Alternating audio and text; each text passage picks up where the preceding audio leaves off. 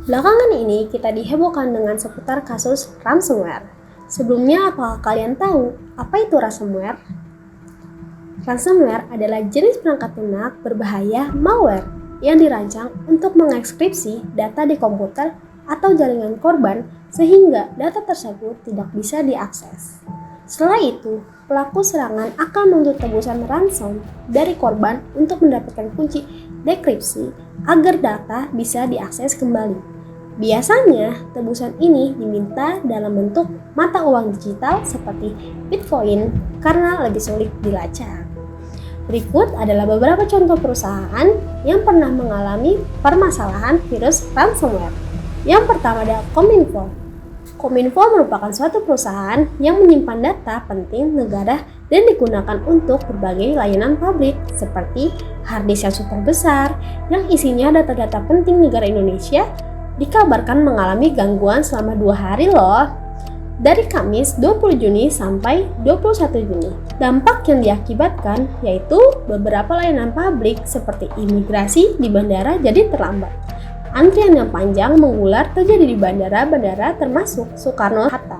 Kerugian yang didapat untuk mendapatkan kode enkripsi yaitu sekitar 131 miliar.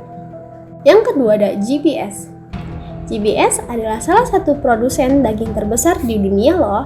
Terkena serangan ransomware yang memaksa mereka menutup operasi di berbagai fasilitas produk di Amerika Utara dan Australia. Perusahaan ini membayar tebusan sekitar 11 juta dolar US untuk mendapatkan kembali akses ke sistem mereka.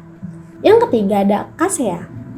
Kaseya merupakan perusahaan perangkat lunak yang terkena serangan ransomware yang mempengaruhi ratusan bisnis kecil dan menengah yang menggunakan perangkat lunak mereka. Serangan ini dilakukan oleh kelompok ransomware Revil. Kerugian yang didapat yaitu tebusan yang diminta oleh kelompok ransomware Revil sebesar 70 juta dolar US dengan kerugian ekonomi dan finansial yang signifikan. Kalian tahu bagaimana cara mencegah ransomware terjadi? Yaitu yang pertama ada backup data secara rutin. Lakukan backup data secara teratur dan menyimpan di lokasi yang terpisah dari jaringan utama. Yang kedua ada pembaruan perangkat lunak. Memastikan semua perangkat lunak dan sistem operasi diperbarui dengan patch keamanan terbaru. Yang ketiga ada pelatihan keamanan. Meningkatkan kesadaran dan pelatihan keamanan cyber untuk karyawan agar mereka dapat mengenali dan menghindari potensi ancaman. Yang keempat ada menggunakan perangkat keamanan, memanfaatkan antivirus, firewall, dan perangkat keamanan jaringan untuk mendeteksi dan memblokir ancaman. Semoga dengan adanya pembelajaran ini kita bisa menyimpulkan bahwa kejahatan ransomware merupakan kejahatan yang sangat merugikan, terutama terhadap perusahaan-perusahaan yang mengalaminya.